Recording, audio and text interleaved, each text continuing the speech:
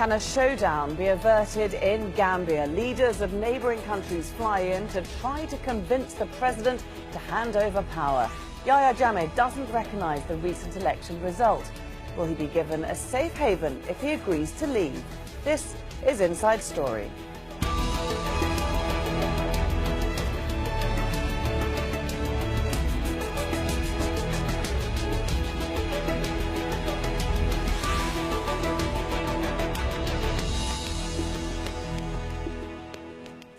Hello there and welcome to the programme. I'm Laura Kyle. The walls seem to be closing in on Gambian President Yahya Jammeh. His term ends next Wednesday and regional powers are threatening to remove him by force if he does not step down. Jammeh insists the election he lost last month to Adama Barrow was rigged. Critics say he's holding on to power to keep his presidential immunity and avoid facing trial at the International Criminal Court. Ecowas leaders are back in the Gambian capital, Banjul, after visiting last month. The president of Nigeria and other leaders from the Economic Community of West African states are trying to persuade Jammeh to accept the election result. Nigeria is considering protecting Jammeh from the ICC if he agrees to resign next week.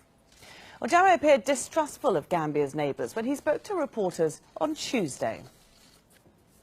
Our review and investigations have revealed an unprecedented level of foreign interference in our elections and internal affairs, and also a sustained smear campaign, propaganda, and misinformation. No foreigner can love this country and hold its highest interest to heart more than myself and the majority of Gambian people.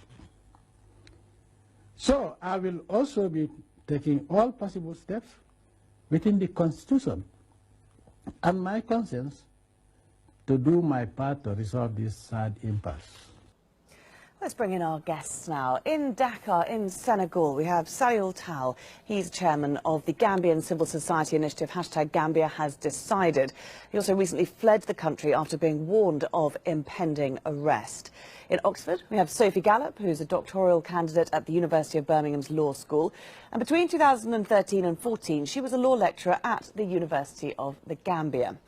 And in Bamako, in Mali, we have Adama Guy, former Director of Information at the Ecowas Regional Bloc. Great to see you all. Thank you very much for being here on Inside Story. Salieu, if I could start with you. We have regional leaders in Gambia on Friday trying to persuade Jammeh to step aside. Nigeria offering him asylum in return for immunity from prosecution. Is this situation acceptable to you? As a Gambian, our concern is we just want ex-President Jammeh to accept the will and mandate of the will of the Gambian people. And any step that ensures that Jammeh leaves the country without causing any more damage to our people, we welcome this. Does he need to leave the country, or what do you think of Adama Barrow's offer today for direct talks, for him to be honoured as a former head of state, again not facing prosecution if he just stays aside? Barrow is saying that he doesn't have to leave the country. Well, I cannot speak and do not speak for Adama Barrow. I think over 60% of the electorate did not vote for Jammeh. And he's making every effort to ensure that the will of the people is not respected or heard. I think it is in the interest of the Gambian people for Jammeh to leave the country, with all due respect. I think I cannot speak for any victims. I cannot speak for any victims who may have the rights or otherwise. I'm not in a position to speak about it. I think what is more important for Gambians is to ensure that come on the 19th of November, the legitimate president of Gambia is inaugurated and Jammeh is not in the picture anymore. I believe his presence in the country can be cause for instability. Okay. Adama Guy, how hopeful are you that these regional talks will actually yield some results on Friday? Look, I think, of course, Mr. Yahya Jammeh is a very unpredictable person, but at least since the advent of the crisis, ECOWAS, I think, has done the right thing they've touched the right button, they've threatened him, but they are now cajoling him by offering him now a carrot instead of a stick. If Mr. Jammeh has a little bit sense of wisdom, I think he will cling to this opportunity offered him by Ecowas, because other options may not exist. For instance, I've read in the media that the Kingdom of Morocco wanted to offer him asylum, but I know for sure, because I've got the information, that this is not on the table. So he has the option to take this opportunity, but negotiate his exit strategy. He may be right to say that I don't trust West African leaders, because he knows in the past there has been an asylum offered by Nigeria to a former dictator, the former president of Liberia, Charles Taylor. But when he went to Nigeria, Mr. Taylor, in Calabar, I think, he was taken away from the country, from his asylum status, and handed over to the criminal court in The Hague. This may pursue Mr. Jammeh specifically if his victims, his many victims, come up after his departure and show that he has done so much damage that any agreement can't cover him. So the second step for him is, one, to take over the offer by the West African leaders, which is an opportunity for him, but secondly, is to find a safe haven, and that he may likely can only get it in places like Arabic countries, like Qatar, where the former president of Mauritania, Ould Taya, is hiding, or one of those countries where the former dictator of Tunisia, Ben Ali, is hiding. I think that's his best bet, but he needs not play with time and miss the opportunity that ECOWAS is offering him. Otherwise, the only option off the table will be the military solution. Do you think that there is an offer on the table from those countries that you mentioned, such as Qatar, to take Jammeh? Of course, these are things that needs to be negotiated, but he needs to show goodwill first. But I suspect Mr. Jammeh, despite his bravado, is already negotiating underground. I heard from security sources that he was recently in Guinea-Conakry, and even people told me that the former governor of Lagos State, Mr. Bola Tinubu, was the hitman, the contact person between Mr. Jammeh, Alpha Condé, president of Guinea-Conakry, and the president of Nigeria. Also, once he agrees that he is ready and open to a diplomatic solution that will take him out of the country, there is possibility that these countries can collectively talk to any of the Arabic countries where Mr. Jammeh will feel comfortable and get that accepted, as long as Jammeh shows the goodwill in the first place. But so far he's showing to be strong-headed, to be somehow even suicidal. And that is the big problem that we are facing with this very shady character. Sophie, is this assurance of immunity from prosecution the only way to ensure that Jammeh does step down? I can't say it's the only way. I think that it's, in theory, a sensible option, but it does present a number of difficulties. On the one hand, if it does ensure a peaceful transition of power to Adama Barrow, then it should be welcomed, as Salieu Taal was saying earlier. The problem really is that it sets a very unfortunate precedent, and it may give the wrong indication to other dictators in this position. I think one of the other really big issues with this is what happened with Charles Taylor. It will obviously be something that Jammeh will be thinking about. He does not want to be given asylum for 2 years and then extradited back to face charges for the crimes he has committed during his dictatorship in the Gambia in 2 years' time. So there are a number of issues with this proposed solution. Okay.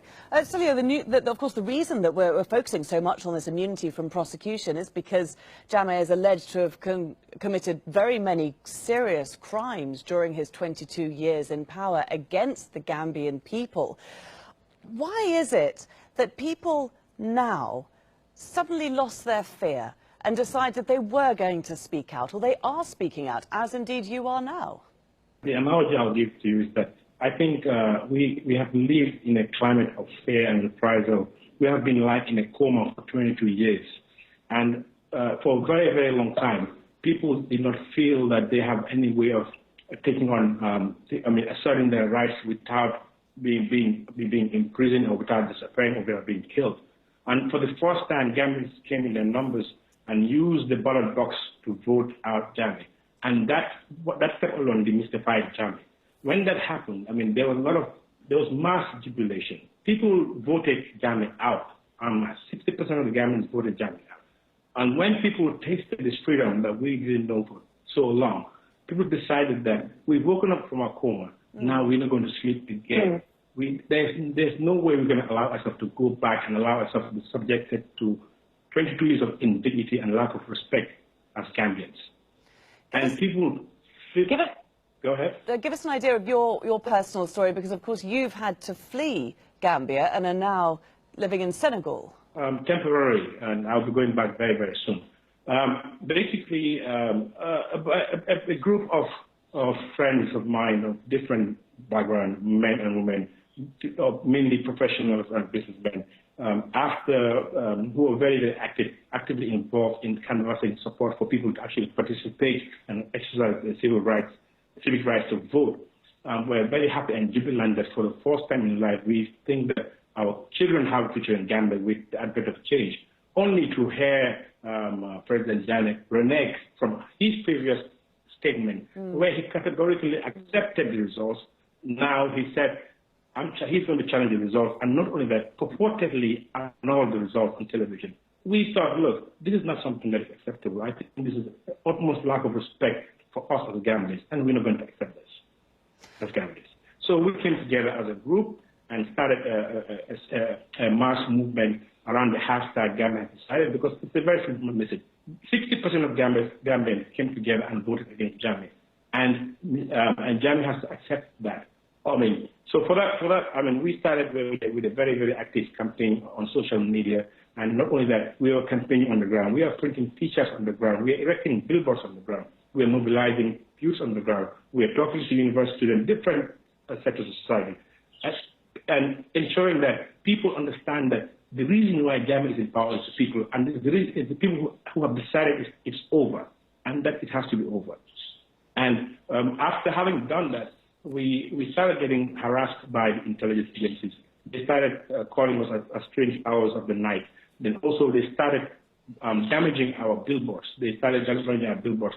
We actually have them on video, military guys in uniform, uprooting our billboards, which we paid for and have the right to install. It is our right as Gambia. We didn't post any informative messages. We just said Gambia has decided. Gambia has decided for peace. Gambia has decided for unity. Only for that purpose, they're using their might and their army to try to silence us, and we refuse to be silenced. And it went further. Myself and Rafi Dia, and also a very famous blogger named Nyanda, another person, were targeted for arrest on the 31st of December. In fact, they actually came and stayed at my house. Luckily, I had left, and I was able to arrange my exit out of Gambia together with my friend, and then fled to Senegal. And after I fled to Senegal, people around me were also harassed, and they beat my house again.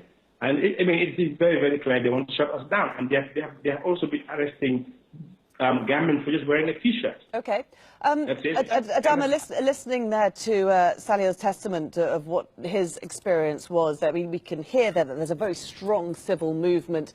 60% of the country voted against Jammeh, and yet the people who are speaking out are still being harassed. What support does Jammeh still have in Gambia? Look, what happened in the Gambia should not come as a surprise to anybody who has been watching the evolution of democracy all over the world. In 1989, the East Germans, they voted with their legs and they broke the Berlin Wall. East European countries, they brought down dictators across that part of Europe. If you go to Asia, you have many countries. The Color Revolution in South Korea, in the Philippines, and in many countries, they call for democratization. And Mr. Jammeh was wrong in believing that he could continue bullying the people of the Gambia. The people were not going to take it off all the time. I met Jammeh in 1999 or 2000. He is not a stupid person, he's smart. But I think he overestimated his capacity to rule through an iron fist that country. Sure, but just last week, Adama, just to jump in there, because last week, I'm just trying to get an idea, the army chief threw his weight behind him just last week, so he does still have the support, at least of the top levels of the military. Of course, he still has support. He built those support over the years. But never make a mistake. The Gaddafis, the Saddam Hussein, they have people who pledge support to them. But at the end of the day, the same way you see people fleeing the country because they are civil rights movement crusaders or because they are politicians fearing for their lives, the same thing will happen with those military. They realize that the region is sidelining Mr. Jammeh. The international community is against Mr. Jammeh. We need to hear more of the international community from the African Union, from the Security Council of the United Nations, because Yahya Jammeh now seems to be an injured animal. He's an injured beast. He's trying to find an exit way. And even those people who are making pledge are not with him necessarily. They are themselves also aware that the days of Jammeh are almost over. Okay. And Mr. Jammeh, people should ease his exit strategy. Okay, so that but it is said, isn't it, Adama, that an injured beast is at its most dangerous. Sophie, there are reports that Jammeh is hiring mercenaries. He's going around the region, hiring ex-fighters from other conflicts. I mean, we don't know if there's any truth to those, but what are you hearing? I have not heard anything concrete so far. I know, as you were saying, that the army has, or top levels of the army have shown support for Jammeh, but his relationship with the army is quite an interesting one. Obviously, he came to power in '94 in a military coup, and obviously had the support of the military and the army at that point. But since then, there has been an attempted, or at least an alleged attempted coup on his presidency, and that was purportedly headed by members of the army. So whilst on the one hand he has previously had very strong support from the army, on the other hand that relationship has been tested in more recent years. So whether he will continue to have the support of the army as the pressure grows will, I think, something we will need to see. Adama, should Ecowas use its military might if it comes to that? Listen, if you need to look at history, it was in 1990, in August, in the Gambia precisely, during the first Iraq war, that ECOWAS stated its own program of military intervention, and it decided to intervene in Liberia. Now the big problem is, do they have the appetite to intervene? Because it's a very risky proposition. If you go into the Gambia, Mr. Jammeh somehow can be a crazy person, ready to die and kill so many people, and this region cannot afford to be in a quagmire. You have also in the southern part of Senegal, in Casamance, a rebellion that is still going on, that has not yet been fixed. You have Mr. Jammeh. Indeed, I was told by a security person from Guinea-Conakry that he went there. People said, I don't know if they are speculating whether he went to hide money, stash money there, or recruit military. But at the end of the day, in diplomacy, that is known, you need to maintain some level of military threat in order to make sure that diplomacy has a chance of succeeding. And I think that on the table, those who will be traveling on behalf of the ECOWAS, the President of Liberia, Mrs. Salieu Taal, who has shown strong leadership here, and also President Buhari, who has been very effective and tactful leader, and the other leaders of, let's say, the Ghana, Mr.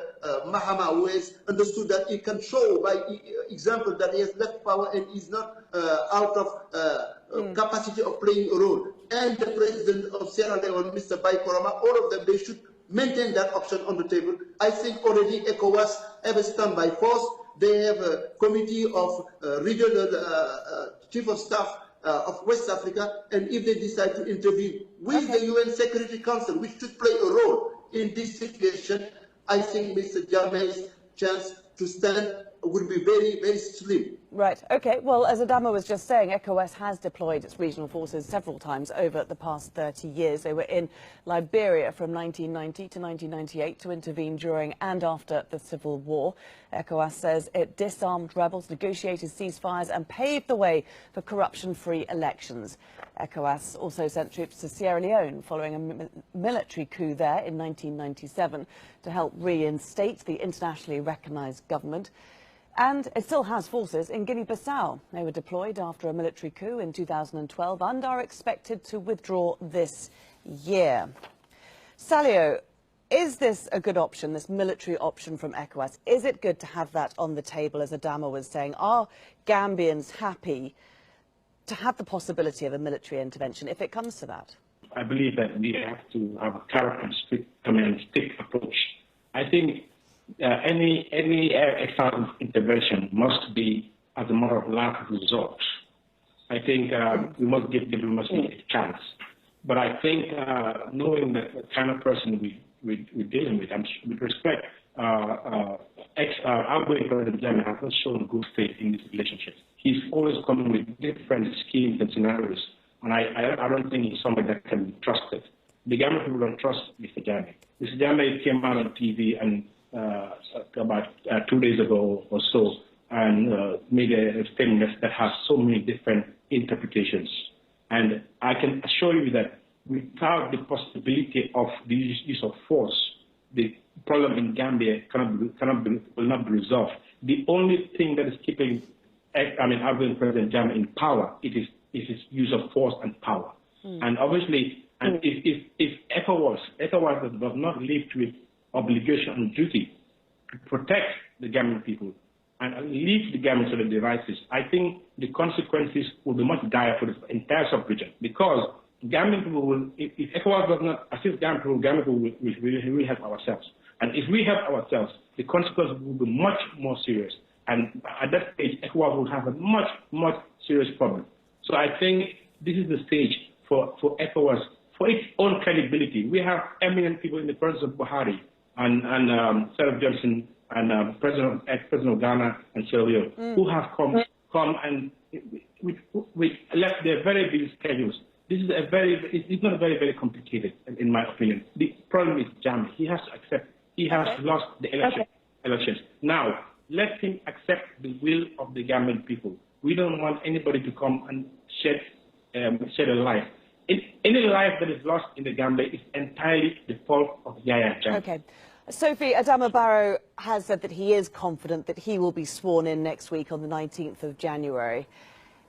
Is that confidence rightly placed? It's very difficult to tell at this moment. I think it's fair to say that Gambia is on a knife edge. As you said, ECOWAS has mobilised troops ready to intervene, and I completely agree with Salieu. These really, really should be a last resort. But as we were discussing earlier, an injured animal is the most dangerous, and if Jammeh is allowed to stay in power, after this significant threat to his dictatorship, he is likely to become much more repressive. He already uses torture, he already puts people in jail without any trial, people are forcibly disappeared, and the real danger is, if Jammeh is not removed, he will become worse after this threat to his dictatorship. So whilst I think it would be very, very difficult to predict what will happen over the next few days, I think there is a real danger that if there aren't contingency plans in place, if Jammeh won't leave peacefully, then Adama Barrow won't be able to go forward with the inauguration on the 19th, and Gambia will be left in a very, very vulnerable position. Well, let's hope it doesn't come to that. Thank you very much to all our guests for joining us here on Inside Story today. Salieu Taal, Sophie Gallop and Adama Guy. And thank you too for watching. You can see the programme again anytime by visiting our website, that's aljazeera.com. And for further discussion, do go to our Facebook page, that's facebook.com/AJ Inside Story. You can also join the conversation on Twitter. Our handle is @AJ Inside Story. From me, Laura Kyle, and the whole team here, bye for now.